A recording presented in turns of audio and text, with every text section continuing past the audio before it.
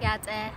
Good evening, everyone. My name is Dr. Carletta Chief, and I'm Bitterwater, born from near the Water clan. My maternal grandfather is Minicoats, and my paternal grandfather is running into the water. I'm a professor at the University of Arizona, and today we were out on the river sampling water and sampling sediment along the banks to look for two metals that we are tracing, which is arsenic and lead, as a result of the Gold King mine spill that occurred back in August.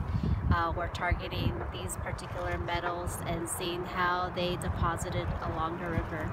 And so this way we can understand more about how the metals have been deposited and understand how it has impacted the Navajo people. Thank you very much. Yeah.